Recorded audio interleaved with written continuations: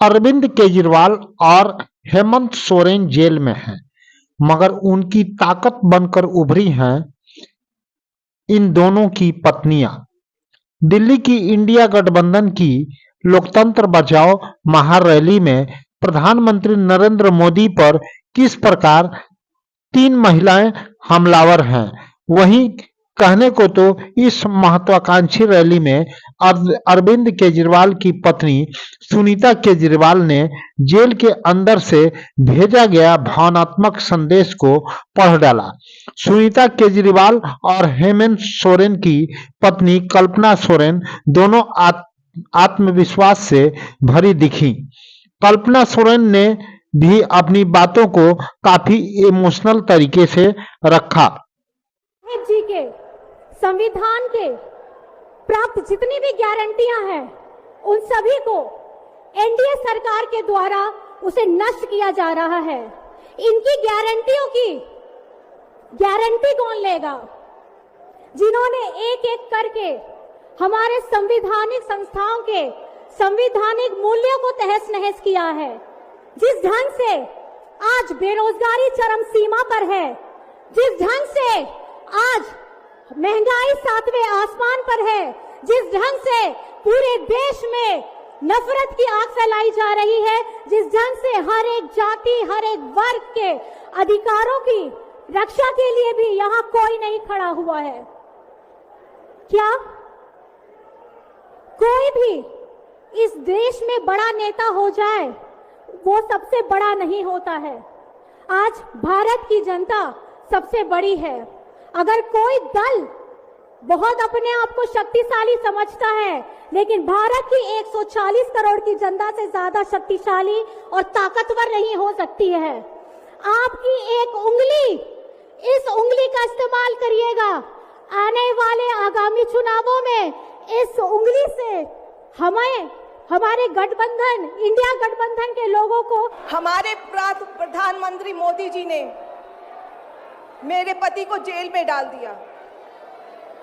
क्या प्रधानमंत्री जी ने सही किया? क्या आप सब मानते हैं कि केजरीवाल जी एक सच्चे देशभक्त और ईमानदार इंसान हैं? क्या आप मानते हैं कि केजरीवाल जी एक सच्चे देशभक्त और ईमानदार इंसान हैं? ये बीजेपी वाले ये कह रहे हैं कि केजरीवाल जी जेल में हैं, इन्हें इस्तीफा देना चाहिए। क्या केजरीवाल जी को इस्तीफा देना चाहिए? क्या उन्हें इस्तीफा देना चाहिए? केजरीवाल जी को इन्होंने गिरफ्तार कर लिया। आपके केजरीवाल शेर है, शेर। ये ज्यादा दिन तक उनको जेल में नहीं रख पाएंगे। करोड़ों लोगों के दिल में बसते हैं केजरीवाल। यदि आप सब इंडिया गठबंधन को मौका देते हैं, जिम्मेदारी सौंपते हैं, तो हम सब मिलकर ऐसे महान राष्ट्र का निर्माण करेंगे। केवल नाम में इंडिया गठबंधन नहीं है, दिल में इंडिया है, दिल में। इस गिरफ्तारी ने मेरे हौसलों को और मजबूत किया है। आपकी दुआएं और आशीर्वाद मुझे लगातार मिल रहे हैं। ऊपर वाला मेरे साथ है। जल्द बाहर आकर आपसे मिलता हूं। आपका अरविंद। सभी लोगों का आशीर्वाद और प्यार भरपूर मिल रहा है मेरे पति को। अपना ये आशीर्वाद बनाए रखना। भारत में ये तानाशाही नहीं चलेगी। सुनीता और कल्पना के पक्ष में किस प्रकार प्रियंका गांधी वाड्रा ने इनका पक्ष लिया, आइए हम इसे दिखलाते हैं। बिहार साथी न्यूज से शमशेद खां की रिपोर्ट। यदि आप चैनल को फेसबुक पर देख रहे हैं तो फॉलो करें, यदि आप यूट्यूब पर देख रहे हैं तो सब्सक्राइब कर बेल की घंटी दबा दें। आगे देखें प्रियंका गांधी वाड्रा ने दोनों की किस प्रकार ताकत बनकर उभरी है। मुझे इंडिया गठबंधन की ओर से इंडिया गठबंधन की 5 सूत्री मांगें पढ़ने के लिए कहा है। इससे पहले कि मैं ये शुरू करूं, मैं एक छोटी सी बात आपके सामने रखना चाहती हूं। देखिए, ये दिल्ली वाले जानते हैं कि ये दिल्ली का सुप्रसिद्ध रामलीला मैदान है। यहाँ बचपन से मैं आ रही हूँ। हर साल दशहरे के दिन यहाँ इसी मैदान में रावण के पुतले का दहन होता है।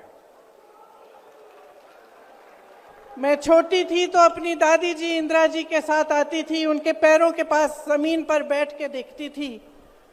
उन्होंने हमारे देश की ये प्राचीन, हजारों वर्ष प्राचीन गाथा जो रामायण है, भगवान राम जी की जीवन गाथा मुझे सुनाई।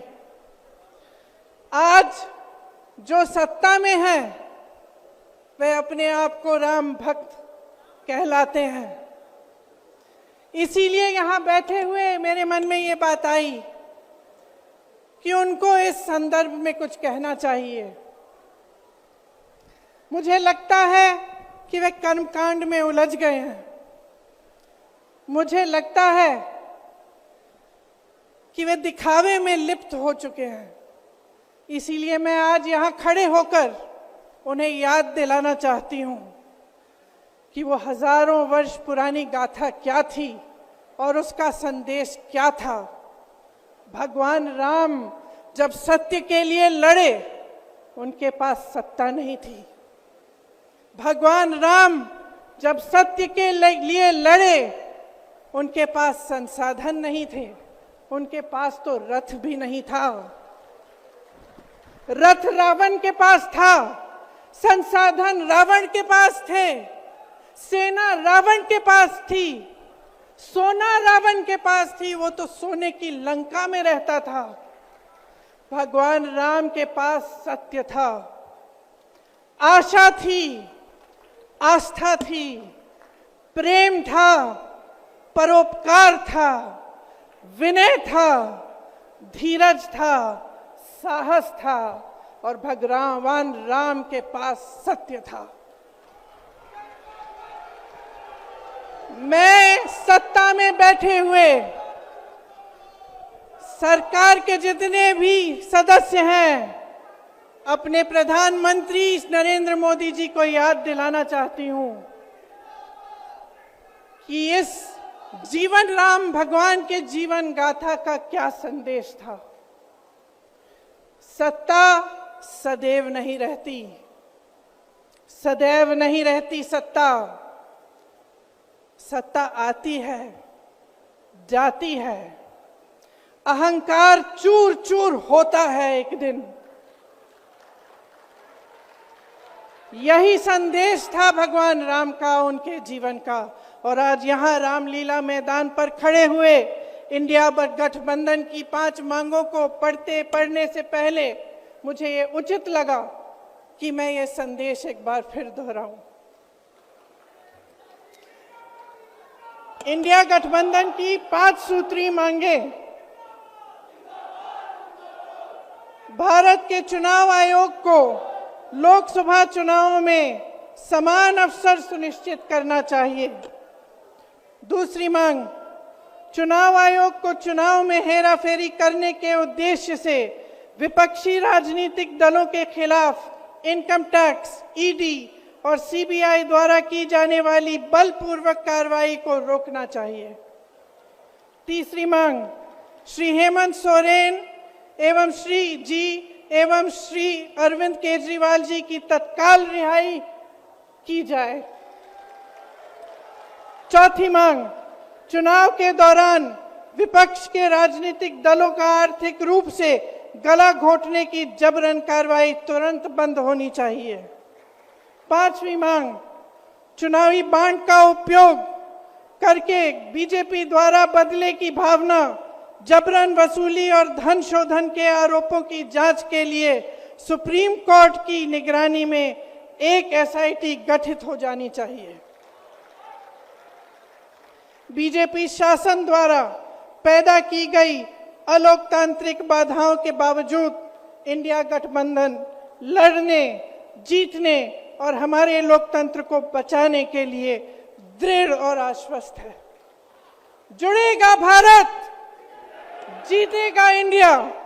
एक बार मेरे साथ कहिए, जुड़ेगा भारत, जुड़ेगा भारत, जुड़ेगा भारत। धन्यवाद। जय हिंद।